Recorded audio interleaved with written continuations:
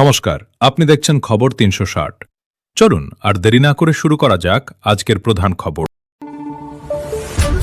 CID টানা জেরায় শোরগোল।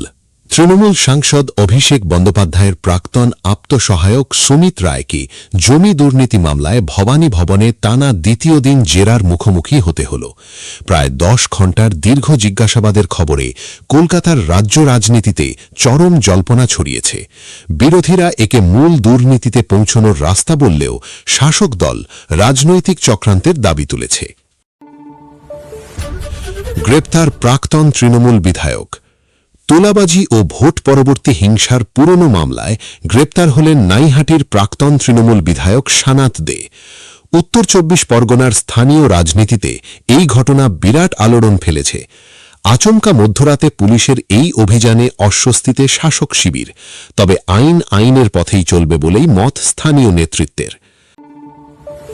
বিধানসভার মার্শালের আচমকা বিদায়। দায়িত্বে চরম গাফিলতি ও নতুন বিধায়কদের অনুষ্ঠানে অনিয়মের অভিযোগে বরখাস্ত হলেন বিধানসভার মার্শাল কাম সিকিউরিটি অফিসার দেবব্রত মুখোপাধ্যায়।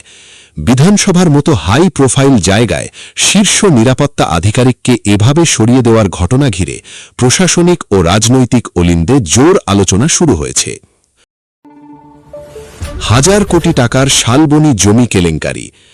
পশ্চিম মেদিনীপুরের শালবনীতে হাজার কোটি টাকার সরকারি জমি দখল ও প্রতারণার তদন্তে নামল রাজ্য পুলিশের বিশেষ দল। বহু বছর ধরে বেআইনিভাবে জমি হাতবদলের অভিযোগ উঠছিল স্থানীয় প্রভাবশালী রাজনৈতিক ব্যক্তিদের বিরুদ্ধে। প্রশাসনিক এই কড়া পদক্ষেপে এখন ঘুম উড়েছে স্থানীয় অনেক বড় নেতারই। আবারও চর্চায় ভারত বাংলাদেশ তিস্তা চুক্তি। রাজ্য রাজনীতির বর্তমান সমীকরণ এবং আন্তর্জাতিক গতি প্রকৃতির ওপর ভিত্তি করে তিস্তা জলবন্তর চুক্তি নিয়ে নতুন গুঞ্জন শুরু হয়েছে। সীমান্ত ঘেঁষা বাংলা রাজনীতির জন্য এটি চিরকালই সংবেদনশীল বিষয়। তিস্তার জল নিয়ে কেন্দ্র ও রাজ্যের অবস্থান আগামী দিনে কোন দিকে মোড় নেয় সেদিকেই নজর সবার। আগস্ট ক্রান্তি দিবসে পথে বামেরা। ৯ আগস্ট ঐতিহাসিক ভারত ছাড়ো আন্দোলন দিবসে রাজ্য জুড়ে পথে নামল বাম কংগ্রেস কর্মীরা।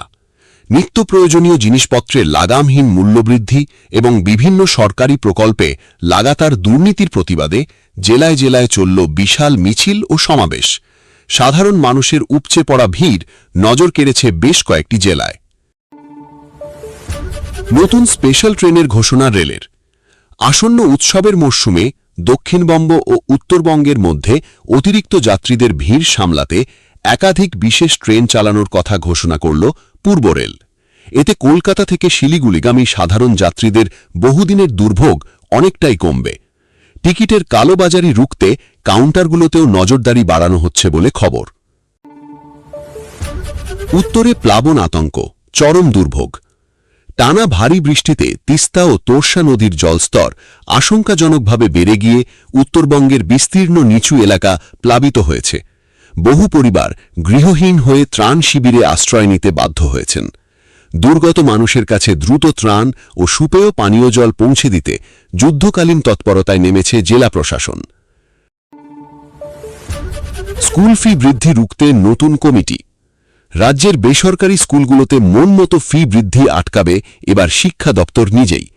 অভিভাবকদের টানা বিক্ষোভের জের টেনে সরকার তৈরি করল বিশেষ মনিটরিং কমিটি। এবার থেকে সরকারের অনুমোদন ছাড়া কোনো বেসরকারি বিদ্যালয় একতরফাভাবে ফি বাড়াতে পারবে না, স্পষ্ট জানানো হয়েছে নির্দেশিকায়। আধার কার্ডের নতুন কড়া বায়োমেট্রিক নিয়ম। আধার জালিয়াতি ও বেআইনি অনুপ্রবেশ ঠেকাতে unique identification authority of India UIDAI নতুন নিয়ম আনল। এবার থেকে ভোটার তালিকা সংশোধন বা নতুন পরিচয়পত্র তৈরির ক্ষেত্রে বায়োমেট্রিক যাচাই আরও নিখুঁত করা হচ্ছে। ভুয়ো তথ্য দিয়ে সরকারি ভাতা হাতিয়ে নেওয়া রুখতেই এই সিদ্ধান্ত।